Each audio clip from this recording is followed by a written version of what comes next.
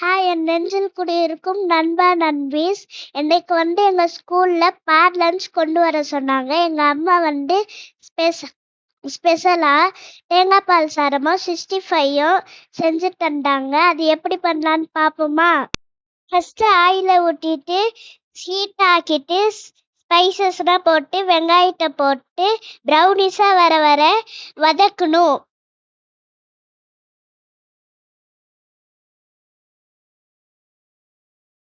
இந்த மாதிரி ப்ரௌனிஸாக வந்த உடனே இஞ்சி பூண்டு பேஸ்ட் போட்டு நல்லா வதக்கணும்.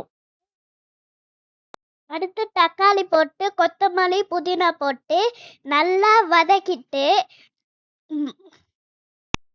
மஞ்சப்பொடி போட்டு உப்பு போட்டு சிம்ல நல்லா வச்சு வதக்கணும். ஒரு ஸ்பூன் சில்லி பவுடர் போட்டு நல்லா வதக்க வச்சுட்டு தேங்காய் பால் ஊற்றி கொதிக்க வச்சுட்டு ரைஸை போட்டு குக்கரை மூடி ஒரு விசில் வந்த உடனே தேங்காய் பால் சாதம் ரெடி. நெக்ஸ்ட் எங்க அம்மா 65 செஞ்சாங்க. எங்க அம்மா ஃபினிஷ் பண்ணிட்டு நெக்ஸ்ட் பேக் பண்ண ஆரம்பிச்சுட்டாங்க. நான் ஜாலியா பார்த்துட்டு இருந்தேன் என்னோட ஃப்ரெண்ட்ஸுக்கு கொடுக்க போறேன்னு. நான் என்னோட ஃப்ரெண்ட்ஸுக்கு ஷேர் பண்ண போயிட்டேன். நீங்களும் உங்க ஃப்ரெண்ட்ஸுக்கு ஷேர் பண்ணுங்க. மறக்காம லைக் பண்ணுங்க, ஷேர் பண்ணுங்க, சப்ஸ்கிரைப் பண்ணுங்க.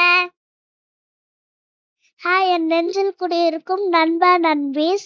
இன்னைக்கு எங்க ஸ்கூல்ல பேட் லஞ்ச் கொண்டு வர சொன்னாங்க. எங்க அம்மா ஸ்பெஷலா தேங்காய் பால் சாதமும் 65யும் செஞ்சு தந்தாங்க. அது எப்படி பண்ணலான்னு பார்ப்போமா?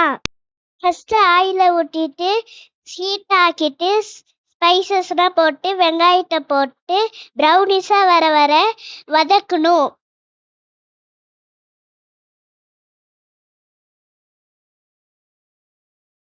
இந்த மாதிரி ப்ரௌனிஸாக வந்த உடனே இஞ்சி பூண்டு பேஸ்ட் போட்டு நல்லா வதக்கணும். அடுத்து தக்காளி போட்டு கொத்தமல்லி புதினா போட்டு நல்லா வதக்கிட்டு